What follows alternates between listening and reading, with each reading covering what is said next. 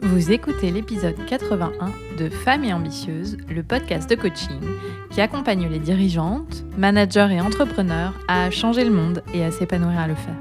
Je m'appelle Jenny Chamas, je suis coach de vie certifiée et auteure du livre Ambitieuse et épanouie aux éditions W Books. Toutes les informations que je partage ici sont disponibles sur mon site coachapi.com. Abonnez-vous au podcast sur la plateforme de votre choix et recevez tous les mardis le nouvel épisode.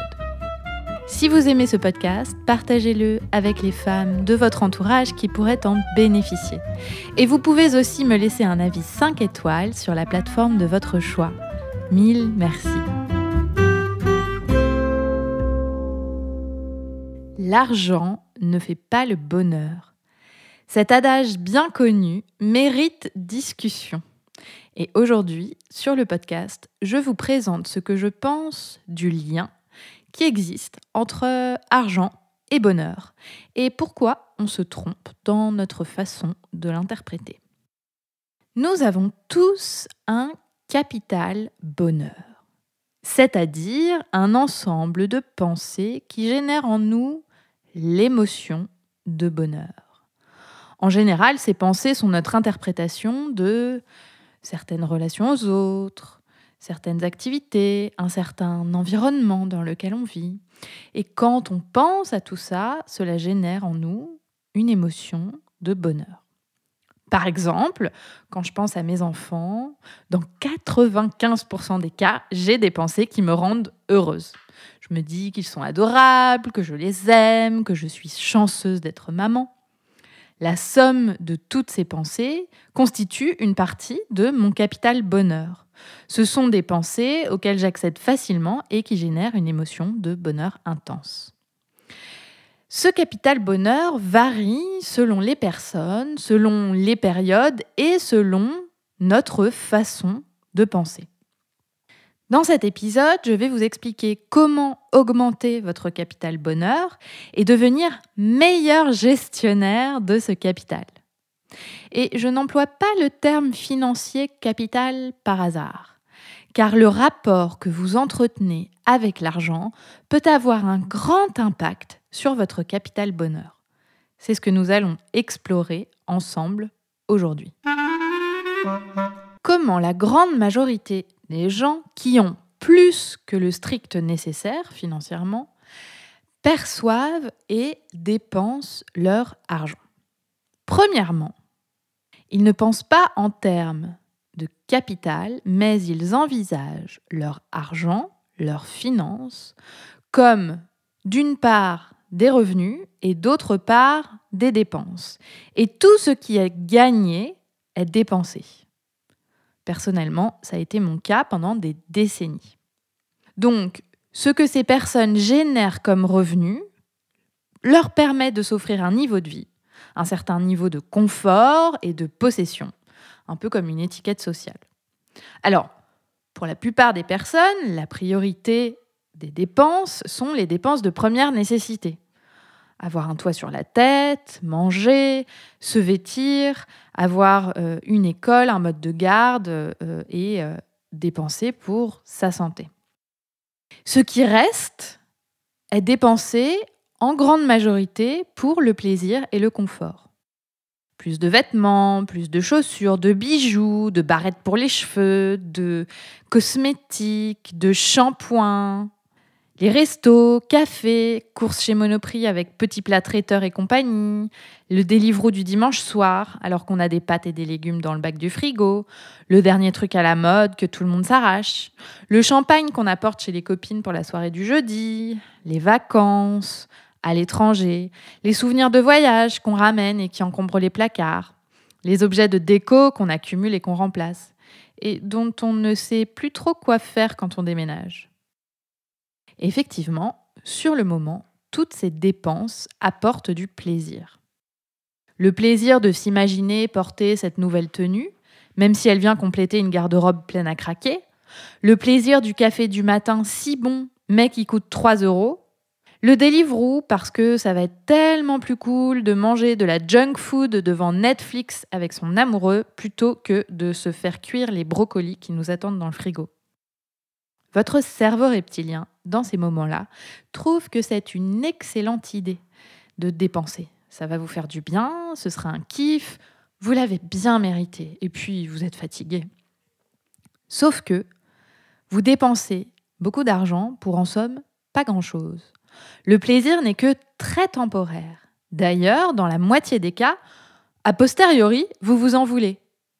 Dépenser pour un niveau de vie, un confort de vie, ne contribue pas directement à augmenter votre capital bonheur.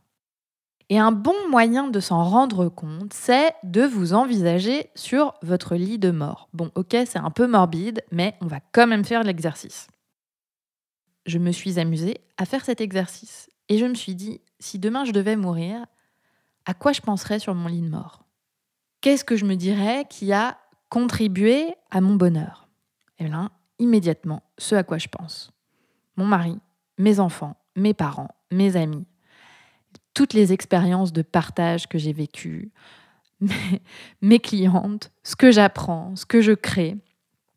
Je ne crois pas que je penserais à la dernière petite robe noire que je me suis achetée, au Deliveroo commandé dimanche dernier ou à la coupe de champagne que je me suis sifflée. Faites l'exercice, je pense que vos conclusions seront assez similaires. En réalité, quand on dépense tout l'argent qu'on a pour notre confort de vie, pour notre niveau de vie, en fait, cela impacte négativement notre capital financier. Dépensez 100% de ce que vous gagnez pour ce que je viens de vous décrire, à savoir une satisfaction immédiate, ne participe pas à augmenter votre capital bonheur, ni votre capital tout court, puisque l'argent est dépensé à perte. Ce n'est pas un investissement, c'est un argent que vous ne récupérez jamais et qui n'a pas créé autre chose qu'une satisfaction immédiate. Alors, la grande question, la question à 1 million d'euros, comment augmenter votre capital bonheur ? 1. Comprendre de quoi le bonheur est fait. Le bonheur est une émotion générée par des pensées. On la ressent rarement en se disant « Chouette, j'ai mangé un burger livré de chez Deliveroo hier ». Vous avez bien compris que je commande parfois chez Deliveroo et parfois c'est des burgers. Ou alors, on ne se dit pas « Chouette, j'ai acheté un pull en cachemire il y a un mois, je me sens pleinement heureuse ». En revanche, on peut plus facilement ressentir du bonheur en pensant qu'on a fondé une famille unie, qu'on a fait des études qui nous ont beaucoup appris, qu'on fait un métier qu'on adore. Donc la première question à vous poser, c'est qu'est-ce qui faciliterait pour vous la création de bonheur dans votre vie ? Qu'est-ce qui pourrait augmenter votre capital bonheur ? Quelles pensées aimeriez-vous avoir pour générer plus de bonheur dans votre vie ? Dans quel domaine pensez-vous que vous pourriez être plus heureuse ? Vous verrez, dans la plupart des cas, c'est rarement parce que vous voulez vous acheter un nouveau canapé ou vous faire le dernier resto à la mode. La deuxième façon d'augmenter votre capital bonheur, c'est de faire la différence entre le plaisir immédiat et la satisfaction long terme. Augmenter votre capital bonheur, c'est voir à long terme. C'est envisager ce que vous avez envie de construire, qui compte vraiment pour vous, et faire appel à votre cortex préfrontal pour le décider et le planifier. En somme, ça vous demande d'être très intentionnel. Car sur le moment, tout le monde a envie de céder à la facilité d'une chose qui pourrait nous procurer un plaisir immédiat. Mais en réalité, penser à long terme et décider en avance peut vous permettre de faire des choses qui comptent beaucoup plus pour vous et peuvent générer du bonheur. En fait, le bonheur est un investissement. Générer plus de bonheur dans votre vie, capitaliser sur le bonheur, c'est investir en lui. Et parfois, l'argent est un élément qui peut y contribuer. Bien sûr, on ne peut pas tout acheter. On n'achète pas un partenaire, on n'achète pas des enfants, quoique. Mais on peut investir dans des choses qui contribuent à notre bonheur. Par exemple, si je pense aux investissements que j'ai faits qui ont contribué à augmenter mon capital bonheur, il y a tout ce que j'ai appris et que j'apprends encore. mes études, les formations que j'ai faites, notamment ma certification de coach et la formation actuelle que je suis en train de faire pour devenir master coach. Ça me permet d'avoir le métier que j'ai, ça me permet de vivre une profession que j'adore et qui génère beaucoup, beaucoup de bonheur dans ma vie. Le coaching est un autre investissement financier que j'ai fait qui a largement contribué à mon bonheur et qui y contribue encore d'ailleurs. Ça m'a permis de me connaître mieux, d'apprendre à gérer mes émotions et mon état d'esprit et très concrètement à hacker mon cerveau pour générer plus de bonheur au quotidien. Ça m'a permis et ça me permet d'améliorer toutes les relations dans ma vie, en commençant par la relation que j'entretiens avec moi-même, mais aussi la relation avec mon mari, mes enfants, mes parents, et la relation que j'entretiens avec mon entreprise. Un autre investissement, pour moi, ça a été de partir en expatriation. Et c'était un investissement financier, puisque lorsque j'ai décidé de partir à l'étranger, mon mari a quitté son job, et donc a quitté aussi un salaire. L'expérience qu'on a vécue pendant 3 ans, les connexions qu'on a créées, les apprentissages que j'ai faits à la fois dans ma carrière et dans ma vie personnelle ont été absolument merveilleux et source d'un grand bonheur. Les livres que j'achète, très souvent, participent à mon bonheur. Et aussi certains voyages. Pas tous, j'ai beaucoup voyagé, mais je dirais que ceux qui ont grandement contribué à mon bonheur sont ceux qui m'ont particulièrement connecté à la nature et à la vie simple, et ceux aussi qui m'ont connecté à moi-même et aux gens avec qui je partageais le voyage. Si je regarde tous ces investissements, à part les livres, tout le reste ont été des investissements conséquents financièrement, pour lesquels je n'avais pas nécessairement l'argent, si je me base sur mon niveau de vie, si je me base sur les revenus financiers. C'est-à-dire que je n'avais pas un poste budgétaire dédié à ces investissements-là. Ça a été un choix, un arbitrage en fait. Ça a été un choix de moins aller au resto, moins partir en week-end, ne plus prendre de babysitter tous les vendredis soirs, mais seulement une fois par mois, d'arrêter de m'acheter des vêtements à tout va à chaque fois que j'en avais envie, des chaussures, des sacs, etc. Est-ce que je le referais ? 1 milliard de fois oui. Oui, oui, oui, oui, oui, oui, oui, et encore oui. Pourquoi ? Parce que tout ça a contribué à augmenter mon capital bonheur et que ça n'a pas contribué juste à une satisfaction immédiate, mais que ça contribue encore aujourd'hui, même des années après, au bonheur que je ressens, puisque j'ai toujours énormément de pensées qui génèrent du bonheur au sujet de tous ces investissements. Donc ce que je vous propose, au lieu de dépenser sans compter ou de tout dépenser pour des plaisirs immédiats, c'est de réfléchir à ce que vous aimeriez développer dans votre vie qui vous rendrait heureuse. Par exemple, apprendre une nouvelle compétence pour développer votre cerveau. Par exemple, mieux vous connaître pour vivre mieux.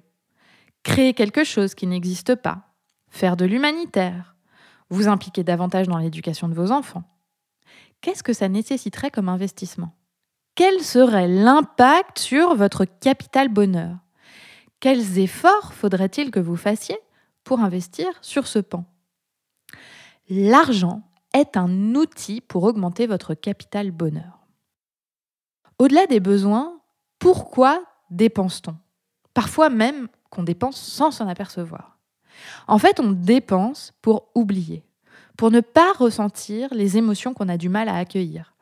Le stress, la frustration, l'envie, la fatigue.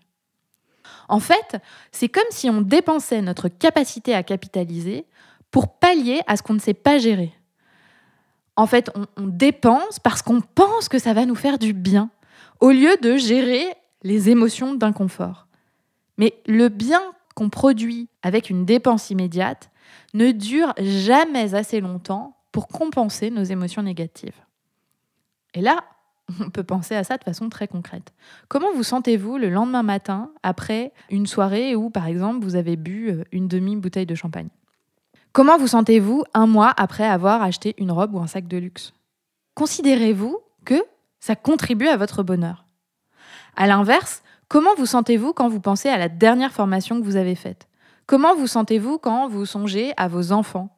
Comment vous sentez-vous quand vous songez au coaching dans lequel vous avez investi ? Croyez-moi, les seconds ont beaucoup, beaucoup plus d'impact sur votre bonheur parce que ce sont des choix que vous faites à long terme.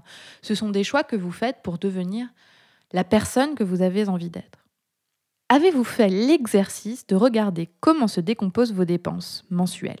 Si vous ne l'avez jamais fait, faites-le. C'est extrêmement intéressant. Regardez sur une année tout ce que vous dépensez chaque mois. C'est frappant de voir à quel point il y a beaucoup de choses qu'on ne sait pas qu'on dépense. Alors, pourquoi dépenser à l'aveugle et pas plutôt intentionnellement ? Plutôt que de dépenser en répondant à votre désir immédiat, sans capitaliser sur votre bonheur, vous pouvez décider en avance de ce en quoi vous voulez investir pour augmenter votre capital bonheur. Et il est fascinant de voir que bien souvent, investir dans son capital bonheur revient à augmenter votre capacité à créer un capital financier. Est-ce que c'est pas merveilleux ? Par exemple, quand vous investissez dans des études et des formations, il y a un lien direct avec votre capacité à augmenter vos revenus.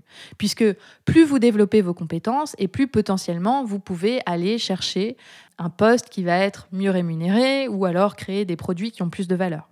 Quand vous investissez dans votre cerveau, votre bien-être et votre créativité, par exemple dans le coaching, vous créez un lien direct avec votre capacité à augmenter vos revenus, à mieux gérer votre argent, car vous apprenez à voir à beaucoup plus long terme, vous apprenez à gérer vos frustrations, vous apprenez à planifier et vous apprenez à mieux vous vendre.